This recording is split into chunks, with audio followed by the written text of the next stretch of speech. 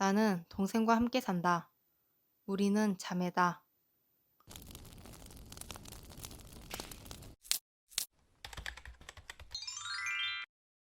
동생과 나는 정말 다르게 생겼다. 우리를 처음 본 사람은 두 분이 친구냐고 묻는다.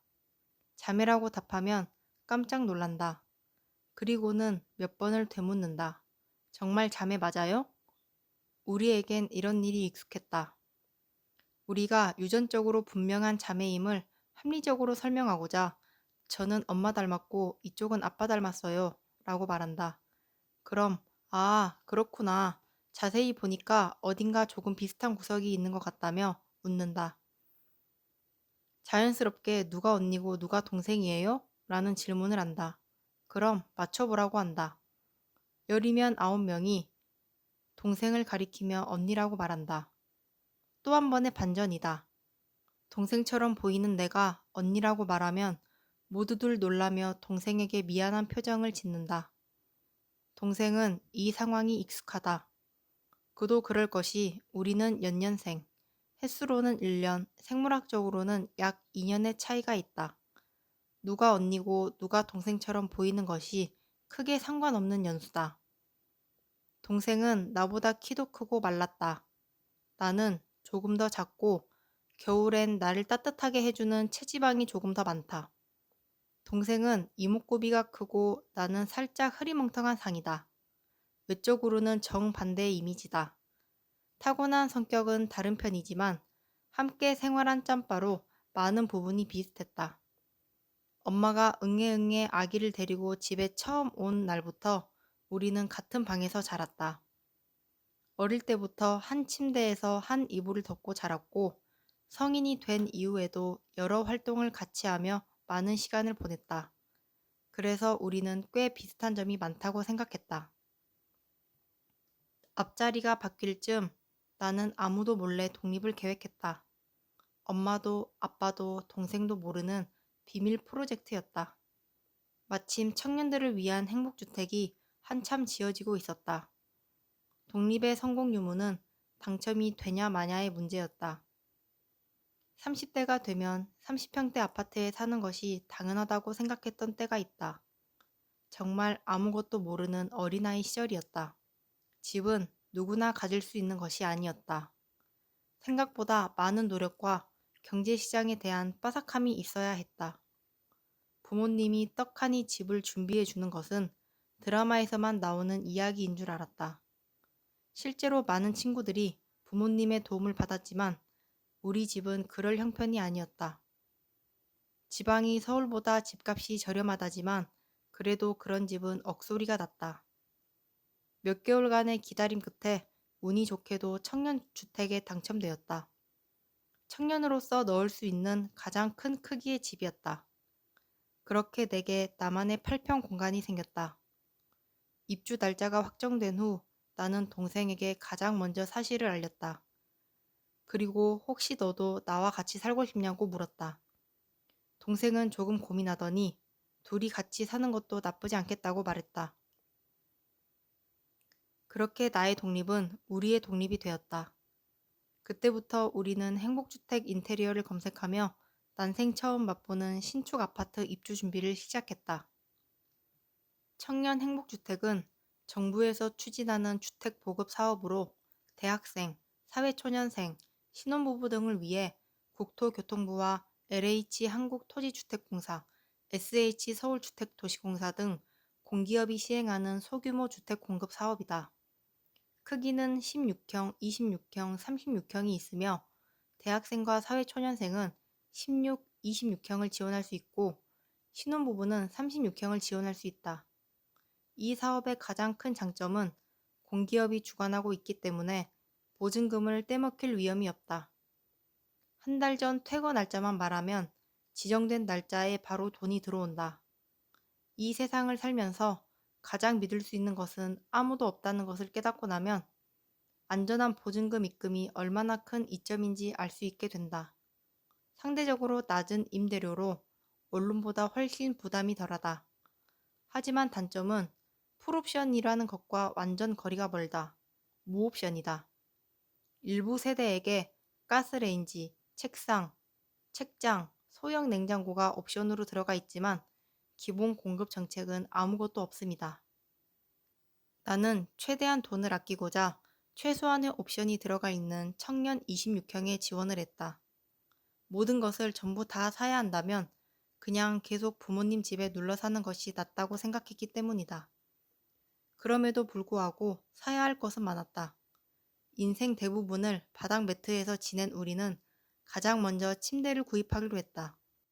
두툼한 등을 가져 바닥에서 자도 배김없이 잘 자는 나와 다르게 뼈와 가죽만 있는 동생은 최근 등이 너무 배긴다며 고통을 호소하고 있었다. 인테리어 사진을 보면 침대는 필수였다. 예쁜 이불과 조명은 집에 따뜻함을 더해줄 것 같았다. 하지만 좋은 매트리스의 가격은 입이 떡 벌어지게 만들었다. 침대 프레임까지 더하면 100단위로 올랐다. 프레임을 직접 만들면 훨씬 저렴해졌다. 어릴 때부터 이것저것 만드는 것을 좋아하던 나는 드릴만 있으면 간단하게 만들 수 있다고 동생을 꼬셨다. 동생은 자신을 위해 중견급 매트리스를 구입해준 감사의 표시로 프레임쯤은 같이 만들어주겠다고 응했다. 첫 술에 배부를 순 없겠지만 15만 원으로 소나무 원목 프레임을 만들었다.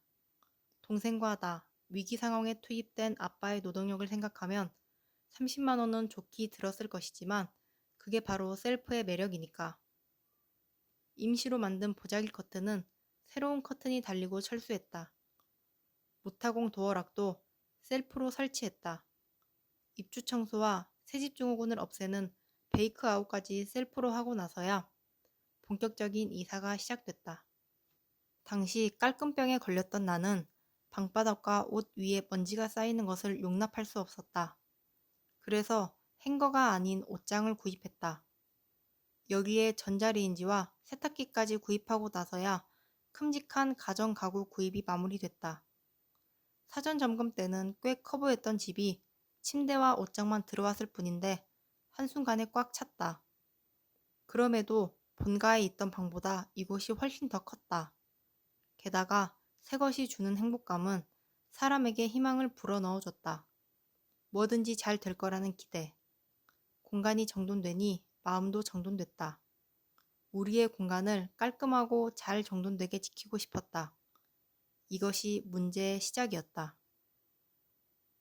부모님과 함께 살 때와 비교했을 때 자취를 한다는 것은 많은 차이가 있었다. 엄마가 해주는 밥을 먹고 누군가가 해놓은 빨래를 개기만 하면 됐다. 두세 명만 같이 있어도 많은 집안일들이 금세 끝났다. 동생과 함께 산다는 것은 단순히 먹고 자는 공간을 공유하는 것이 아니었다. 평생 함께 해온 우리는 당연히 많은 것이 비슷할 줄 알았다. 상대적으로 예민한 내가 청소와 요리를 담당하면서 우리는 자주 싸웠다. 머리카락은 보일 때 바로바로 주워라. 바닥은 매일 닦아야 한다. 먼지 떨어지니까 옷은 입고 화장실에서 갈아입어라. 물건을 사용하고 제자리에 놓아라. 각자 생각한 제자리가 달랐기 때문에 물건이 다른 위치에 있을 때마다 사소한 다툼은 더해졌다. 그것은 날씨가 더워지면서 점점 극에 달했다. 그해 여름은 역대급 폭염주의보가 내렸다. 겨울에 입주한 우리는 에어컨 설치를 하지 않았다.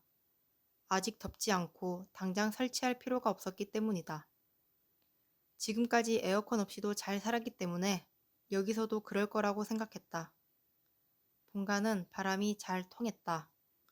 시원한 물로 샤워를 하고 아이스팩을 하나 안고 있으면 선선한 바람이 몸에 있는 열을 식혀줬다. 선풍기만 있어도 충분했다. 하지만 이곳은 달랐다. 작은 냉장고는 식재료 넣기도 부족했기에 아이스팩 2개가 겨우 들어갔으며 샤워를 하고 나오면 드라이기로 머리를 말리는 동안 몸에서 땀이 분출했다. 바람이 잘 통하는 집은 그야말로 축복받은 집이었다. 자연풍이 집안에 묵은 공기를 날려주고 새로운 공기를 불어넣어주는 것의 조건은 바람이 드나들 수 있는 2개의 문이었다. 그게 창문이든 현관문이든 양쪽에 문이 있는 것이 중요했다. 복도식 아파트의 특성상 현관문을 열어야 맞바람이 통했다. 그렇다고 항상 현관문을 열어놓을 수도 없는 일이었다. 결국 동생은 집을 나갔다. 나는 어쩔 수 없이 이 집에 남아야 했다. 매달 월세와 관리비가 나가고 있었기 때문에 여기를 비워두는 것은 모든 것이 손해였다. 지금 당장 에어컨을 구입해도 10월쯤 설치가 가능하다는 답변이었기에 포기하고 버텨야만 했다. 가스를 사용하는 요리를 할 때면 온몸이 땀벙벙이 됐다. 요리 담당으로서 음식이 맛있는 온도를 중요시하던 나는 뜨거운 김치찌개를 먹을 수 없었다. 따뜻한 밥을 먹을 수 없었다. 뜨겁게 김이 팔팔 나는 돌솥 누룽지를 먹을 수 없었다. 찜질방에서 시원한 식혜를 찾듯 찜질방이 되어버린 집안에서 뜨거운 음식을 먹는다는 것은 그만큼의 고통을 감수해야 하는 일이었다. 자연스럽게 요리 횟수도 줄어들고 입맛도 뚝 떨어졌다. 더위와 씨름하던 나는 결국 도저히 안 되겠다 싶어 본가로 피신하기로 마음먹었다. 그 집은 올해 처음 에어컨을 설치해 모든 가족이 에어컨을 발명한 캐리어 선생과 과학기술 발전에 대해 극찬하고 있었기 때문이다. 그곳은 천국이었다. 시원한 과학의 바람과 맛있는 집밥이 펼쳐졌다. 이틀째, 천국이라 생각했던 집에 기거하던 나는 3일째 되는 날 결국 쓰러지고 말았다. 냉방병이었다. 아무것도 먹지 못하고 먹었던 것도 모두 체하고 말았다.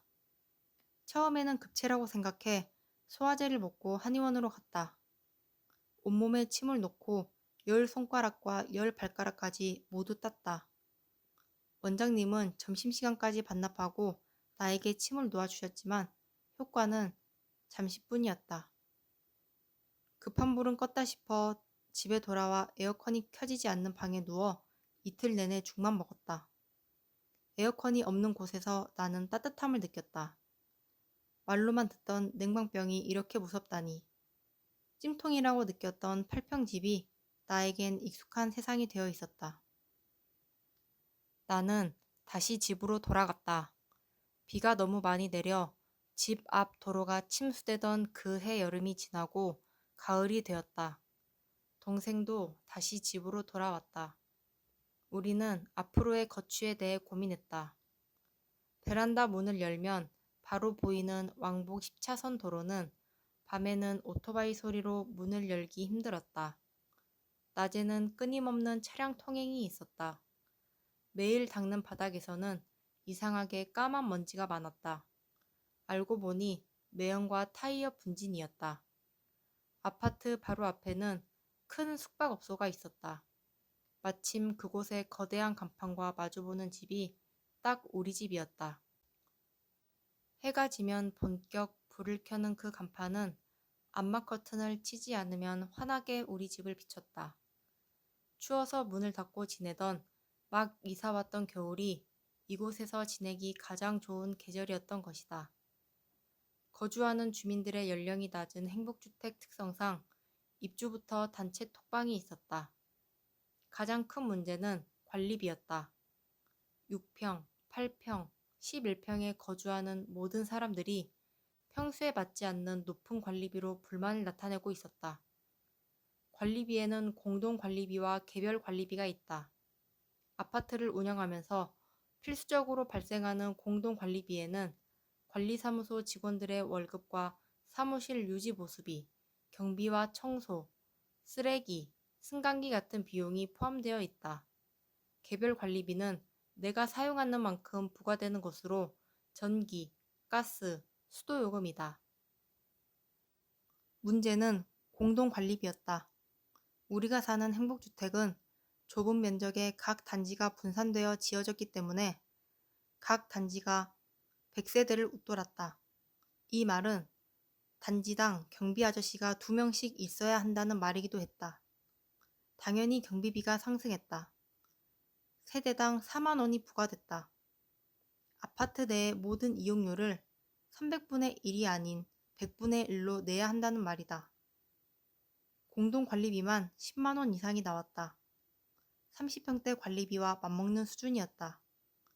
내가 아무리 아껴봤자 개별 관리비는 낮아질 수 있지만 공동 관리비는 낮아질 수 없었다. 월 임대료보다 관리비가 비싼 배보다 배꼽이 큰 상황이 벌어졌다. 이 문제로 많은 입주민들이 LH와 관리사무소에 대책 강구를 요청했지만 어쩔 수 없다는 답변뿐이었다. 그렇게 많은 사람들이 빠르게 이곳을 떠났다. 절이 싫으면 중이 떠나야 하는 집이었다. 나도 대책을 알아보기 시작했다. 새로운 곳에 당첨이 되면 떠나기로. 한 번 더 모든 운명은 하늘에 맡겨졌다. 다시 겨울이 찾아왔다. 우리는 처음으로 우리 공간에 작은 트리를 만들었다. 초등학생 이후 처음으로 만든 크리스마스 트리였다. 그 해 마지막 날, 우리는 1년 전 새로운 마음으로 이사를 준비했던 것처럼 다시 이삿짐을 쌌다. 들어올 때와 다르게 짐이 많이 늘어 있었다.